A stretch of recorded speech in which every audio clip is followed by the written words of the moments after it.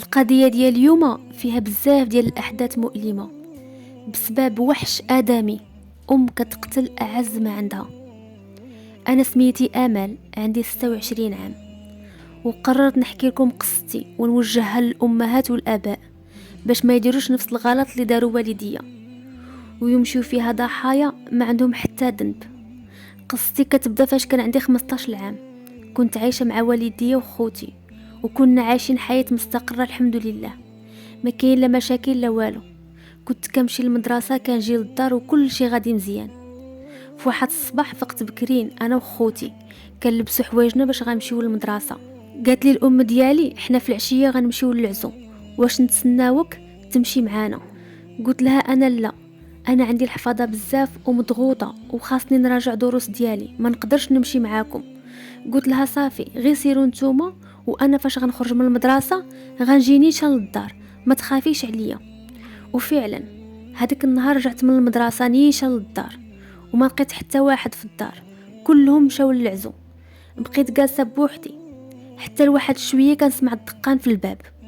توقعت غيكون غير شي حد من الجيران او لا من العائلة.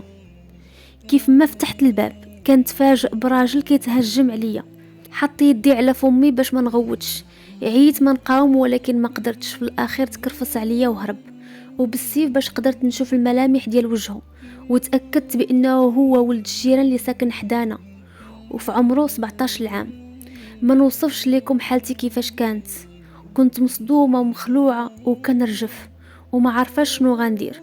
فكرت نقولها لعائلتي فاش يرجعوا، ولكن خفت ما يتيقونيش ويتهموني ويقولوا لي انتي السبب، خصوصا عائلتي محافظة واهم حاجة عندهم هي الشرف، وإلا ساقوا لي الخبر يقدروا يقتلوني. هذيك الساعة كنت باقة صغيرة وما فاهمة والو. قلت الا بقيت ساكتة حتى واحد ما غيسيق لي الخبر. قررت نخبع هذا السر في قلبي ونحاول نكمل حياتي طبيعية ونكمل قرايتي بحال الا ما واقع لي حتى حاجة، واخا ربي اللي كان عالم بيا وبالعذاب اللي كنت عايشة فيه. خصوصا فاش كنجي نعس بالليل كنتفكر داك الشي كامل اللي وقع ليا، كنحس براسي العافية شاعلة فيا. ومع ذلك كنحاول ننسى شوية بشوية باش عائلتي ما يعيقوا بوالو. وما كنتش عارفة بان مدابا شهور قليلة كل شي غيسيق ليا الخبر. حتى لواحد النهار كنفيق كنحس براسي مريضة وفيا الدوخة وما قاداش نوض، خاصني نبقى غير ناعسة. وكل ساعة كانت الام ديالي كتسولني كتقول لي واش انتي مزيانة؟ كنقول لها مزيانة، غير عيانة شوية وصافي. كنت كنحاول نخبي المرض ديالي حيت كنت كنظن بان المشكل اللي وقعت ليا هي اللي اثرت عليا وخلاتني نمرض. قلت ماشي مشكل، مع الوقت دابا نمرة. ولكن للاسف حالتي بقات هي وكرشي غادي وكتنفخ، وانا كنت صغيرة وما فاهمة والو وما عارفاش بان داك الشيء اللي دار ليا ولد الجيران غيدمر ليا حياتي. الام ديالي شافتني مريضة وكرشي منفوخة، قالت لاختي الكبيرة ديها للطبيب وشوفيها مالها.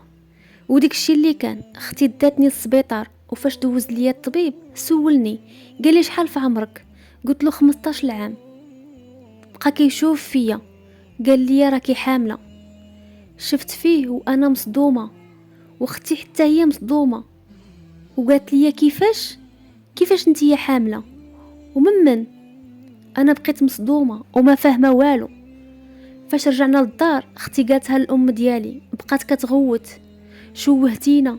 الاب ديالي وخويا صلخوني بالعصا. انا كنبكي وكنقول لهم انا والله ما درت شي حاجه. خويا مشى للكوزينه وهز موس وبغى يذبحني. بابا شدو قال له تهدن وخلينا نعرفوا شنو وقع بعدا، بلا ما دير شي حاجه اللي غتندم عليها من بعد. بابا وماما شدوني ودخلوني لواحد البيت وقال لي يا بابا علاش درتي فينا هاد الشيء؟ علاش شوهتينا وطيحتي كرامتنا للارض؟ حنا ربيناك احسن تربيه، علاش درتي فينا هاد الشيء؟ وشكون هذا اللي دايره معاه علاقه؟ وانا كنبكي وكنقول له والله ما درت شي حاجه. كيقول لي كيفاش ما درتي حتى شي حاجه وهذا الشيء اللي فكرشك منين جاك؟ بقيت كنبكي وكنعاود ليهم كل شيء، داكشي اللي وقع معايا كامل. تصدموا وقالوا لي مستحيل هادشي وقع لك في الدار، حنا فين كنا؟ قلت لهم تعقلوا النهار اللي مشيتوا للعزو وبقيت في الدار بوحدي. يمكن هذاك النهار ولد الجيران كان مراقب الدار وعرفني انا كاينه بوحدي في الدار واستغل الفرصة وتهجم عليا. والديا بقاو كيشوفوا في بعضياتهم مصدومين، وانا كنقول لهم والله ما درت شي حاجه. ونفس الوقت كنت خيفانه من خويا اللي جالس على برا لا يذبحني، وانا اصلا ما عندي حتى شي ذنب. والديا خرجوا عند خويا وفهموه كل شيء وقالوا له غناخذوا حقنا بالقانون. وديك الشيء اللي كان، مشاو رفعوا دعوة على ولد الجيران. وهنا عائلة الولد فاش غيسيقوا الخبار غيمشيو لعند الشيخ ديال ديك المنطقة اللي عايشين فيها، وغيطلبوا منه باش يتوسط ليهم باش نتنازلوا على الدعوة. ديك الشيخ غيجي عندنا وغيجيب معاه 2 رجاله، وغيطلب من بابا باش نتنازلوا على الدعوة. قال لهم بابا الا القانون ما خداليش حقي غناخدو بيدي. قال له الشيخ غير تهدن وخلينا نحلوا هاد المشكله غير بلاتي احسن. قال له الشيخ علاش ما نجوجوهمش، خصوصا ان بنتك حامله وجاي في الطريق واحد المولود، من الاحسن نزوجوهم ونستروا هاد القضيه بلا شوها بلا فضايح. بابا وافق على هاد الاقتراح وزوجني به. جا عندي وقال لي جمعي حوايجك باش تمشي عند راجلك. شفت فيه وقلت له كيفاش راجلي؟ لا بابا ما بغيتش نتزوج. قال لي يا سدي فمك وجمعي حوايجك وسيري عند راجلك وباركه من الفضايح. واش ما كفاكش هادشي اللي درتي؟ شفت فيه وقلت له شنو درت؟ شنو هو ذنبي؟ وللاسف كلهم كانوا كيشوفوا فيا، ماما وخويا واختي، بحال الا انا هي السبب، وهذا الشيء كامل درته انا بيديا. وحتى الجيران ساقوا لي الخبار، ولا كل شيء كيتهرب مني وكيشوفوا فيا شوفه ناقصه، بحال الا انا شي وحده خارجه من الطريق. صافي جمعت حوايجي وسمحت في قرايتي وسمحت في دارنا وفي حياتي كلها باش نمشي نعيش مع واحد دمر لي حياتي وطفولتي. صافي استسلمت الامر الواقع ومشيت لعنده بلا صداع بلا مشاكل، وتفاجأت انه حطني في بيت مع عائلته، وديك البيت ما فيه لا فراش لا والو، يعني بيت مشترك ما عندي فيه حتى خصوصيه. وعائلته كلهم كانوا كيشوفوا فيا شوفه ديال الشمئزاز، حيت كانوا مغصوبين باش يزوجوني لولدهم، كانوا كارهيني قبل حتى ما يتعرفوا عليا، مع ان هادشي كامل وقع ليا بسبب ولدهم. وباقي حتى ما سخنت بلاصتي حتى كيجمع معايا بواحد السقله، بحال الا كيقول ليا وجدي راسك حياتك غتكون كلها جحيم. وديك الشي اللي كان من اول نهار جيت لعنده، وانا يوميا كناكل العصا على اتفه الاسباب، وخا انا ما دايره والو، وكنت حامله وعيانه وواحله في راسي، واللي فيا كافيني. وبقيت عايشه في هذاك الوضع ومتحمله الاهانات والتعنيف ديالو وديال عائلته حتى وصلت للشهر التاسع. ولدت ولدي وانا في عمري 16 عام. انا شنو ذنبي نتحمل مسؤوليه ديال طفل صغير وانا ما قادة نتحمل حتى مسؤوليه ديال راسي؟ لقيت راسي ما بين ليله ونهار متحمله مسؤوليه ديال راجل وطفل صغير. ذنبي الوحيد اني فتحت الباب. المهم بقيت كنربي ولدي وجالسه وصابره على هذا الوضع، ومع الوقت بقيت كنلاحظ بان بين راجلي اللي هو شيخي كيحاول يتحرش بيا. في هذاك الوقت كان عندي 16 عام وشيخي عنده 50 عام. كانت فيما كتخرج عجوزتي من الدار وراجلي ما كيكونش كيجي كيبقى يدور بيا. واحد النهار كنت واقفه في الكوزينه، جا عندي وحاول يشدني من حوايجي، انا دفعته بيدي وهربت للبيس ديالي. المشكله هنا كان وقتاش ما كتخرج عجوزتي من الدار كان كيبغي يجي يتهجم عليا. هادشي كامل حيت انا بنت مغتصبه وما عندي حتى شي قيمه. بارك عليا غير تكرفس اللي داير ليا ولدك والجحيم اللي معيشني فيه، بلا ما تزيدني حتى انت. يا ربي انا من غنشكي همي؟ عائلتي تخلات عليا، عائلة راجلي دايرين بحال الوحوشه، كلهم باغيين ياكلوا في لحمي. فين غادي نمشي وفين غنعطي بالراس؟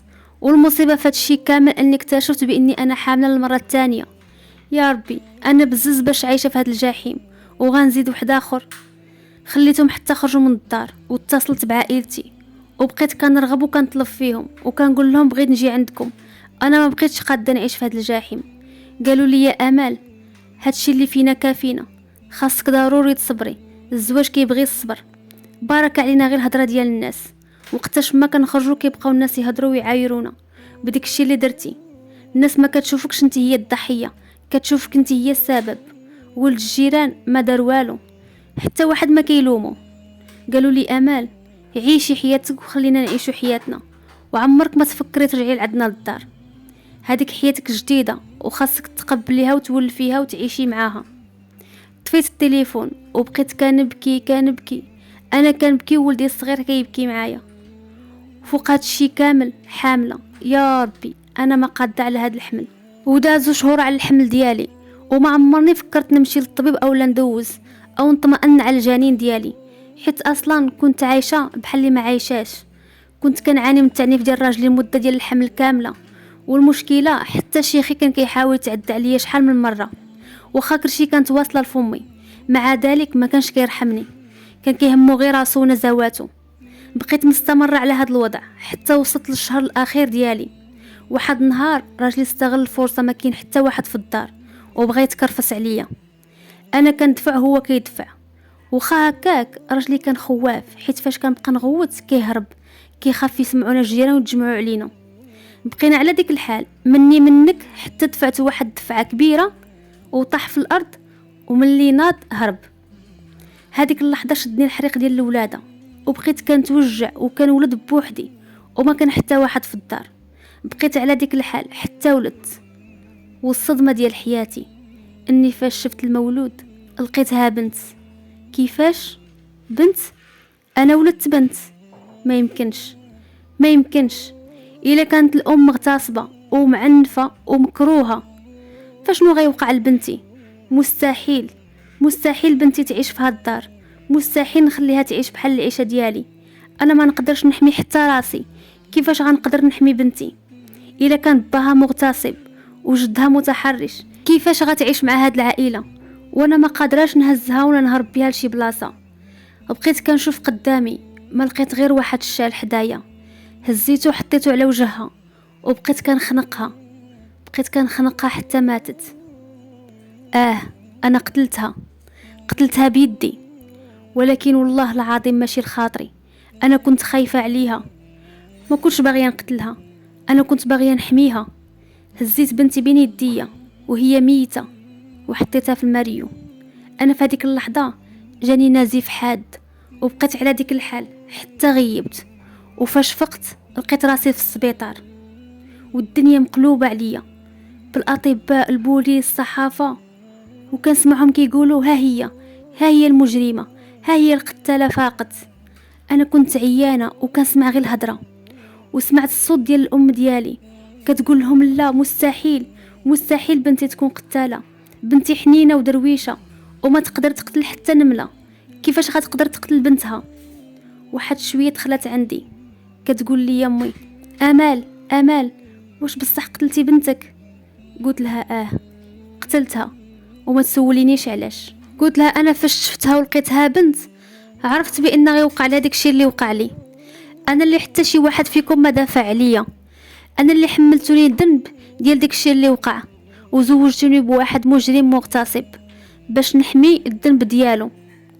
كيفاش نتوما ما حميتونيش وبغيتوني انا نحمي بنتي الا وقعت ليها شي حاجه؟ انا اللي قتلتها باش ما تعيش نفس الجحيم اللي عشت فيه، قتلتها باش ترتاح من هاد الحياه اللي ظلماتني. وبقات ماما كتبكي. واحد شويه جاو البوليس وداوني معاهم للحبس، وفاش كانوا كيحقوا معايا عاودت لهم قصتي من الاول، وعرفوا باني انا كنت ضحيه اغتصاب وتعنيف.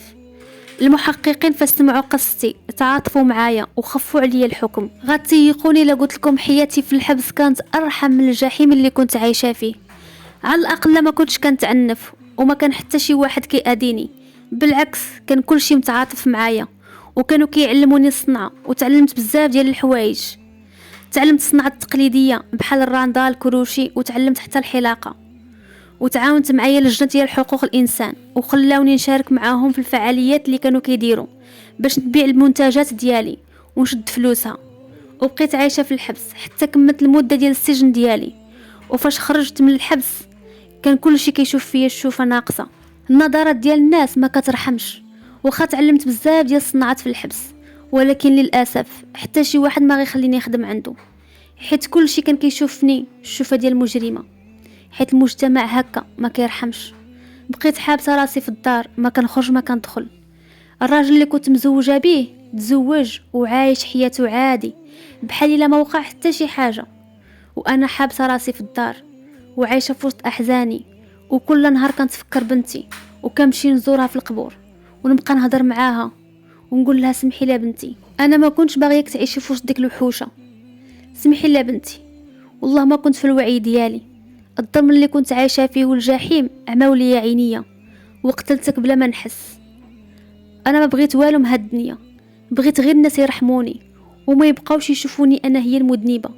المذنب الحقيقي راه عايش حياته وما هوش في هاد العالم، حسبي الله ونعم الوكيل فيه.